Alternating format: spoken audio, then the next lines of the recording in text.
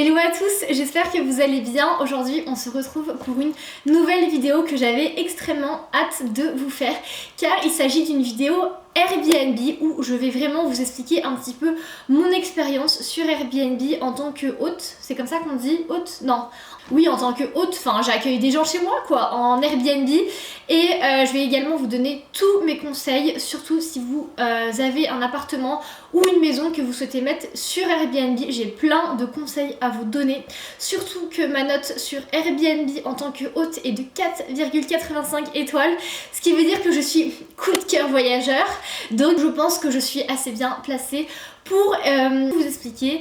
Donc c'est parti. Cette vidéo va être divisée en 3 parties. La première partie ça va être vraiment mon expérience, donc qu'est-ce que ça fait d'être hôte sur Airbnb, comment est-ce que j'ai commencé ce business, etc. La deuxième partie de cette vidéo ça va être sur comment faire concrètement pour mettre son appartement sur Airbnb. Et la troisième partie, la plus intéressante, ça va être tous mes conseils pour que vous ayez le maximum de clients potentiels et forcément que vous ayez des revenus Airbnb qui soient maximisés. Donc j'espère que vous êtes prêts, c'est parti. Alors pour vous recontextualiser un petit peu, je suis dans un appartement actuellement, c'est cet appartement là que je mets sur Airbnb. C'est un appartement qui est situé à Paris, juste à côté de l'Arc de Triomphe et des Champs-Élysées, qui fait 40 mètres carrés.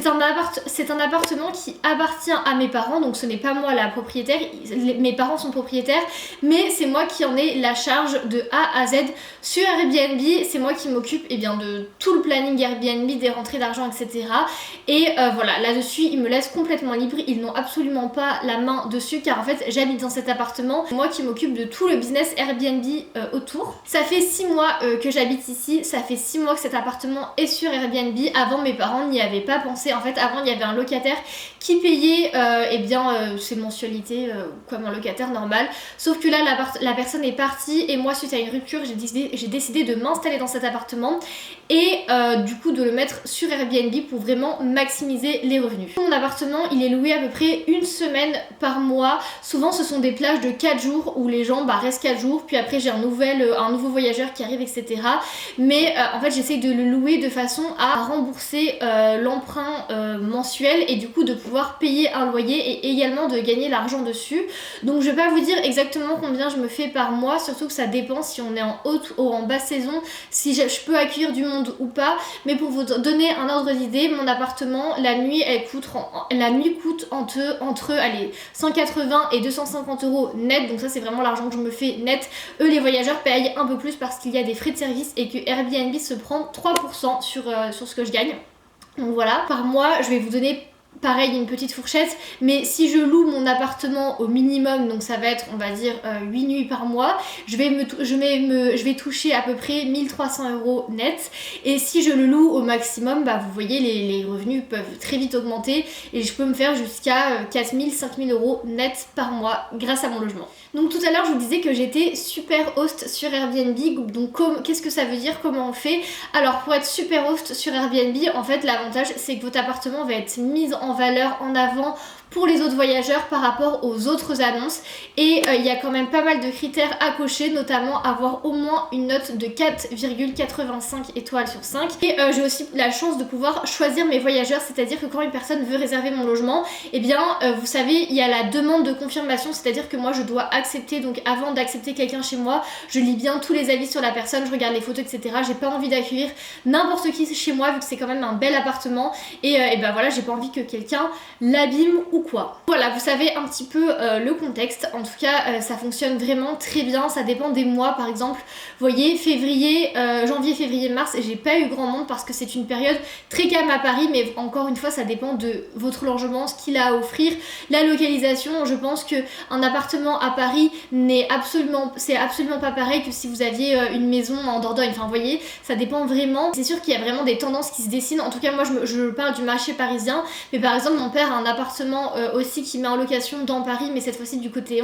du Panthéon, et je vois qu'il a exactement les mêmes tendances que moi, c'est-à-dire qu'il a eu personne en janvier, février, mars, et là le business reprend vraiment à partir de maintenant, et là on est full jusqu'à septembre. Donc vous voyez, ça dépend vraiment des périodes. Alors maintenant je vais passer sur la deuxième partie, comment concrètement mettre son appart sur Airbnb. Alors déjà moi il y a un truc que je vous conseille, c'est un peu la base, c'est d'être propriétaire de votre logement. Je ne vous conseille absolument pas de faire de la sous-location. En tout cas moi si j'étais propriétaire et que je voyais mon appartement sur Airbnb, je le prendrais hyper mal. Après peut-être que votre propriétaire, enfin, imaginons que vous êtes locataire et que votre propriétaire vous dit que vous pouvez faire du Airbnb, bah n'hésitez pas. Mais je vous conseille quand même d'être propriétaire, surtout que n'importe quoi peut arriver, on peut vous casser les affaires. Moi ça m'est déjà arrivé qu'on me casse un vase, on peut vous voler des choses, ça ne m'est jamais arrivé. En fait j'ai toujours eu des hôtes qui étaient très respectueux, mais ça je vous en parlerai plus tard. Mais une mauvaise expérience peut très vite arriver. Ensuite il va falloir vous créer un compte et là ça va être quand même pas mal de paperasse, parce que il faut pas se dire bon bah je vais prendre 3-4 photos de mon appart, je vais écrire une petite annonce très sympathique, je vais poster et hop mes clients vont arriver et hop je vais avoir de l'argent et la vie est belle. C'est pas exactement comme ça que ça fonctionne, surtout qu'il y a quelque chose de très important que vous devez savoir, c'est que eh bien l'argent que vous allez gagner sur Airbnb est déclaré aux impôts, donc vous allez devoir payer des impôts dessus, et là l'État honnêtement se sert de manière très généreuse, car d'accord c'est de l'argent qui est un petit peu facile entre guillemets, mais pas si facile que ça, mais c'est très facile de gagner pas mal d'argent sur Airbnb. Je le vois actuellement, vraiment c'est impressionnant, je gagne quand même pas mal, je gagne des milliers d'euros tous les mois, ça tombe comme ça, c'est assez formidable, mais derrière je sais qu'il y a les impôts qui vont me rattraper, car bah voilà c'est normal, hein, c'est des revenus que vous gagnez en France, donc forcément vous payez des impôts en France. Vous allez créer votre petit compte sur Airbnb. Pour les photos, moi j'ai fait appel à un professionnel parce que je ne suis pas photographe et c'est très important que les photos donnent envie, donc je vous conseille de faire appel à un photographe pour qu'il prenne vos photos, qu'il vous les retouche, que ce soit la luminosité etc, ça donne vraiment plus envie aux gens de cliquer sur votre annonce. Donc voilà, ayez des belles photos, ayez un beau descriptif qui donne vraiment envie. Attention, il ne faut absolument pas qu'il y ait de face cachée. Par exemple, moi mon appartement il est en rez-de-chaussée, et bien je l'ai directement indiqué au début de l'annonce pour pas décevoir le client, et si le client est déçu ce sera un avis négatif, et si vous avez un avis négatif votre annonce sera moins mise en avant et les locataires seront un peu plus méfiant vis-à-vis de votre annonce. Donc voilà, soyez le plus honnête possible. Donc sur Airbnb c'est vraiment bien, vous pouvez choisir l'heure d'arrivée de vos clients, l'heure du départ, est-ce que vous autorisez les animaux chez vous, est-ce que vous autorisez les soirées, les gens qui fument, pour combien de personnes est votre logement. Il faut vraiment être le plus précis possible. Donc vous pouvez également choisir le prix de la nuit, c'est extrêmement bien fait sur Airbnb car vous avez vraiment un calendrier avec tous les prix, est-ce que la nuit elle est occupée, par qui, etc. C'est hyper intuitif, je vous mettrai sur l'écran. En tout cas moi j'ai l'application Airbnb et je vous assure que c'est génial, c'est super bien fait. Vous pouvez choisir en 2 secondes le prix de la nuit. Par exemple moi pour les Jeux Olympiques, j'ai mis mon appartement à 900 € la nuit pendant toute la durée des Jeux Olympiques. L'appartement n'est pas parti, j'ai eu aucune nuit qui a été réservée, donc je pense que je me suis un peu emballée et vous voyez en 2 secondes j'ai pu baisser mon prix et là forcément eh bien j'ai des locataires qui sont arrivés. Donc voilà. Quand je vous parlais de tout ce qui était impôts, etc., vous allez devoir déclarer votre logement à la mairie de votre ville. En tout cas, c'est ce que moi j'ai dû faire en tant que parisienne et logement à Paris, j'ai dû le déclarer. La loi change aussi et les formalités aussi si votre logement est votre résidence principale ou votre résidence secondaire ou une chambre dans votre résidence principale. Vous n'allez pas avoir les mêmes papiers à fournir. Ça, je vous laisse vous renseigner directement sur le site d'Airbnb. Moi, en tout cas, je l'ai déclaré comme ma résidence principale. Et il y a quelque chose aussi de très important à savoir, ça c'est vraiment une règle fondamentale sur Airbnb, vous ne pouvez pas louer votre logement plus de 120 jours par an, donc ça fait à peu près 1 jour sur 3. C'est vraiment à respecter, que ce soit votre résidence principale, secondaire, etc. Car, enfin, de toute façon vous allez être bloqué, je pense, en tout cas moi c'est pas mon problème vu que je l'ai pas fait, mais voilà, c'est 120 jours maximum par an. C'est extrêmement bien fait aussi, ce qui est bien fait aussi c'est que du coup vous allez avoir une partie messagerie où là vous allez avoir vraiment toutes les discussions avec vos locataires, que ce soit des futurs locataires, des gens qui sont en demande d'informations, etc. Il faut vraiment répondre hyper rapidement pour être sûr de gagner le client, quoi, parce qu'il y a beaucoup de concurrence, surtout à Paris. Moi j'ai quand même beaucoup galéré au début et là même encore je galère un peu remplir mon planning car il y a beaucoup de concurrence et si vous ne répondez pas dans les 2 secondes aux personnes, et bah elles peuvent se désintéresser de vous et aller voir un autre logement. Parfois j'ai l'impression d'être sur un site de rencontre, je vous assure, il faut être hyper vif. Maintenant je vais vous donner tous mes petits conseils pour réussir à louer votre appartement sur Airbnb et optimiser au maximum vos revenus. J'ai plein de conseils que j'ai appris pendant ces 6 derniers mois et qui fonctionnent super bien. Et le premier c'est la concurrence. Il va falloir que vous vous démarquiez. Il va falloir que votre appartement ressorte de tous les appartements, surtout à Paris. Vous verrez le nombre d'appartements, mais je pense que rien que dans ma rue, on est une dizaine à avoir notre appartement sur Airbnb. Je vous assure, c'est affolant. Et comment faire pour se différencier? Il faut mettre en avant vos atouts. Par exemple, moi, mon atout, c'est que mon appartement est situé à 5 minutes des Champs-Élysées et de l'Arc de Triomphe. Et bien ça, je vais l'écrire dans le titre de l'appartement. Vous voyez, le titre de mon logement, moi, c'est appartement à 5 minutes des Champs-Élysées et de la Tour Eiffel, un truc comme ça, vous voyez. Il faut que votre atout en fait ressorte immédiatement et que ce soit un atout qui plaise aux touristes. On va pas se le cacher, moi mes locataires ce sont uniquement de la clientèle internationale. Je n'ai eu, je pense, que je sais pas, des Américains, des gens qui viennent d'Asie, etc. J'ai dû avoir une seule fois une Française qui venait de Toulouse, mais sinon ce sont que des étrangers. Donc mettez en avant un critère qui peut plaire à l'international. Par exemple, mon père il a un appartement au Panthéon où il y a un jardin, et bien je peux vous assurer que son jardin, il l'a maximisé, il a même écrit campagne au pied du Panthéon. Vous voyez, il faut vraiment aller chercher votre petit truc en plus. Vous pouvez vous différencier que ce soit par son prix, ça peut être un excellent rapport qualité-prix, sa localisation, la vue. Imaginez que vous ayez une vue Tour Eiffel, et bien écrivez-le dans l'annonce, mettez-le en avant, enfin voilà. Trouvez vraiment l'atout de votre appartement et maximisez-le. Ensuite, il faut aussi que vous ayez le juste prix. Alors, les prix sont très variables sur Airbnb, ça dépend en premier temps évidemment de la saison. Vous allez absolument pas mettre votre appartement au même prix que vous soyez en juillet ou en janvier. Ça dépend vraiment, ça dépend de la taille de votre appartement, s'il est en rez-de-chaussée, de la vue, etc. Pour ça, comment faire? Eh bien, regardez les appartements dans votre coin qui vous ressemblent et essayez d'adapter au mieux votre prix. Airbnb vous propose une fourchette de prix quand vous allez indiquer votre prix, mais déjà cette fourchette est très vaste et elle n'est pas tout à fait conforme. Moi, je la trouvais un peu biaisée, donc voilà. De toute façon, vraiment, Airbnb c'est du test and learn. Vous testez un prix, ça ne marche pas, vous le baissez. Vous n'avez pas de clients, vous baissez encore votre prix. Votre but là, ça va être d'avoir des nouveaux clients rapidement pour qu'ils vous laissent des bons avis. Donc là, le but vraiment, ça va être limite de baisser un peu votre prix, quitte à le mettre haut après. Mais voilà, n'ayez pas peur. Moi par exemple au début mon prix était un peu plus bas de ce qu'il est actuellement parce que je n'avais pas encore d'avis. Donc mon prix il était bas, j'ai eu plein de bons avis, j'ai eu une très bonne note sur Airbnb, j'ai remonté mes prix et j'ai quand même eu des clients. Voilà, c'est comme ça que ça fonctionne, en tout cas dans ma situation. L'annonce doit être obligatoirement en anglais et en français car ce que je vous disais tout à l'heure c'est que votre clientèle va être internationale, en tout cas je parle à Paris toujours, je préfère le préciser. Donc votre clientèle va être internationale, donc il faut aussi vous que vous parliez anglais. Quand la clientèle arrive, il faut que vous sachiez communiquer avec elle en anglais. Donc c'est très important pour moi de bien parler anglais et de mettre l'annonce en anglais. Un truc que je vous ai un petit peu dit tout à l'heure, mais votre annonce doit être la plus fidèle à la réalité. Vous êtes en rez-de-chaussée, mettez-le. Évidemment, n'allez pas indiquer que vos voisins sont bruyants et qu'ils jettent des œufs sur votre fenêtre. Non, il faut pas non plus exagérer, mais voyez, écrivez vraiment une annonce qui est fidèle à la réalité parce qu'en fait, vous voulez que vos clients soient contents et qu'ils vous laissent un avis positif. N'oubliez pas que c'est ça le but. Parce que je vous le rappelle, un mauvais commentaire n'est pas possible à supprimer. On ne peut pas supprimer un commentaire négatif de sa page Airbnb. Donc voilà, faites très attention à ça. Un truc hyper important, c'est d'être disponible H24. Alors là, moi j'ai de la chance parce que j'ai un travail où je fais vraiment ce que je veux. C'est-à-dire que si à 11h je dois venir pour accueillir un client, c'est possible. Je suis vraiment très libre et ça pour moi c'est indispensable. J'ai déjà eu le coup il y a quelques semaines à 23h, un client qui m'appelle. Oui, bonjour Mathilde, j'arrive pas à allumer le chauffage, comment on fait? Est-ce que vous pouvez venir m'aider, etc. Donc j'ai dû débarquer dans mon appartement à 23h alors que j'étais même pas dans Paris même pour venir aider la personne à allumer le chauffage.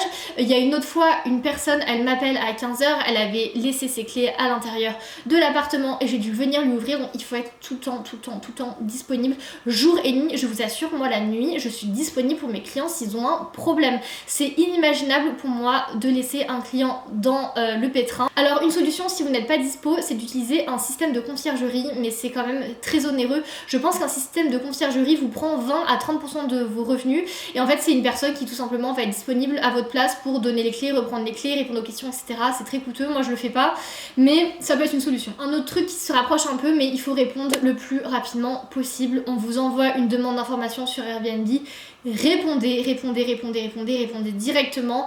Il faut vraiment être au taquet. Moi sur Airbnb, vous me verrez, j'ai tout le temps mon téléphone qui est greffé à la main, surtout quand il y a des clients. Je vous assure, il faut être tout le temps dispo, au taquet. Quelque chose aussi à prendre en compte de hyper important, c'est énormément d'intendance. Quand je dis intendance, c'est il faut faire le ménage entre les clients, il faut changer les draps des clients, il faut laver les serviettes, les sécher, etc. Il faut être vraiment très disponible. Moi, en fait, je m'occupe de tout, je n'ai pas de femme de ménage. Si vous avez les moyens et la possibilité, peut-être que c'est mieux de prendre une aide ménagère pour faire ce travail à votre place, une aide ménagère qui est disponible dès que vous en avez besoin. Moi j'ai décidé de tout faire par moi-même parce que j'ai le temps et surtout au moins j'économise de l'argent, mais voilà, à chaque fois que j'ai un client qui part, je sais qu'après ça va être 1 heure de ménage pour remettre mon appartement en ordre. Il va falloir que je change les draps, il va falloir que je lave toutes les serviettes de bain, les tapis, les torchons, etc. Donc voilà, il faut vraiment vous attendre à ça. Il y a beaucoup d'intendance. Pareil, avant qu'un client arrive, mon appartement il doit être nickel. Il faut pas qu'il y ait un cheveu qui traîne dans la salle de bain. Mon frigo il doit être vide et il doit sentir bon le vinaigre ménager. Donc voilà, il faut vraiment faire attention à ça. Un point hyper important, votre Airbnb doit ressembler à un hôtel. Je m'explique, surtout si vous viviez dedans. En fait moi c'est mon cas. Et bien quand il y a un client qui va arriver, j'enlève tout ce qui est personnel. J'enlève les photos, j'enlève mes petits carnets, je cache ma nourriture, je cache toutes mes affaires pour vraiment que le lieu soit minimaliste au maximum, qu'il donne envie et que la personne se sente chez elle. Vous voyez, si vous arrivez dans un appartement où il y a les photos des gens accrochées au mur en train de se rouler des pelles, je sais pas, c'est extrêmement gênant. Donc il faut vraiment ranger votre appart, cacher tout ce qui est précieux surtout. Moi j'ai une bougie, enfin je dis n'importe quoi, j'ai une bougie diptyque qui coûte 80 balles. La bougie diptyque, vous inquiétez pas que je la cache avant qu'il y ait un client qui arrive. Cachez les choses qui sont fragiles. Une fois j'ai pas caché un vase, et je vous assure que je l'ai retrouvé cassé mon vase. Un autre conseil, mais ça peut paraître aussi évident, il faut toujours qu'il y ait du savon pour les mains à volonté, du papier toilette, du shampoing, il faut que les torchons soient propres, il faut que les draps soient propres, attention aux taches de sang, attention aux taches, il faut vraiment que tout soit nickel. Imaginez vous louez un appartement, il y a une tache de sang sur les draps, c'est pas possible. Un autre conseil aussi, ce sont les petites attentions. Je vous assure que les clients Airbnb raffolent. Alors je vais vous donner l'exemple de mon père. Mon père donc a un appartement assez prestigieux au pied du Panthéon où il y a un jardin privatif et le coût de la nuit est extrêmement élevé. Et à chaque fois qu'un client arrive, mon père prépare le petit déjeuner pour ces personnes-là. Je vous assure que ce n'est pas une blague. Mon père n'est absolument pas cuisinier, mais à chaque fois qu'il y a un client qui va arriver, il va acheter des pains au chocolat et des croissants dans la meilleure boulangerie du quartier. Il va acheter du jus d'orange frais. Il va mettre une bouteille de champagne au frigo. Vous voyez ce genre de petites attentions. Vous arrivez, vous avez un petit déjeuner de roi qui est prêt, mais vous êtes trop content. Du coup moi je fais un peu pareil, moins dans l'extrême parce que mon appartement est quand même un peu moins onéreux, mais vous voyez il y a toujours du très bon café à disposition de mes clients. Par exemple là c'est Pâques, donc j'ai mis des petits chocolats pour mes clients. Enfin vous voyez il y a toujours des petites attentions et ça je vous assure que les clients ils en raffolent et au final ils le retiennent et ça se voit dans les notes Airbnb. Hyper important aussi le savoir-être, le savoir-vivre.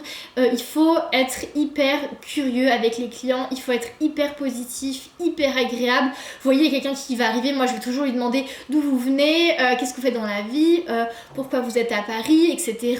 Combien de temps, etc. Et qu'est-ce que vous avez fait de votre journée. Enfin vous voyez, bon faut pas non plus les appeler tous les jours pour leur demander un compte rendu détaillé de la journée, mais soyez hyper curieux, soyez positif, soyez agréable, soyez disponible et je vous assure que les clients vont grave kiffer.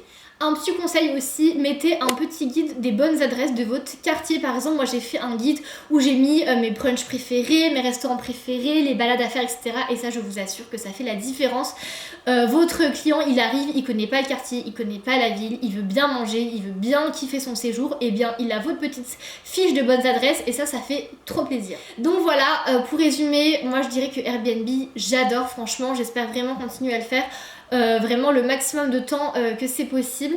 J'adore rencontrer des nouvelles personnes. C'est sûr qu'il faut être quand même assez à l'aise avec les gens, il faut être sociable, il faut être souriant. C'est vraiment pour moi un plaisir d'accueillir des gens. J'ai jamais eu d'expérience négative.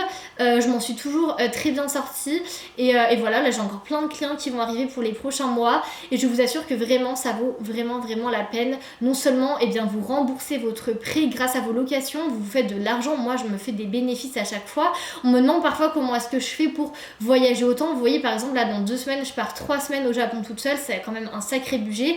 Ce sont mes locations Airbnb qui me financent mes voyages, enfin on en est là quoi. Donc c'est vraiment je double mon salaire tous les mois grâce à Airbnb, donc c'est vraiment incroyable. Donc voilà, si vous hésitez à mettre votre appart sur Airbnb, n'hésitez plus. Et si vous avez des questions, n'hésitez pas dans les commentaires. Et je vous fais plein de bisous, on se retrouve très vite. Bye!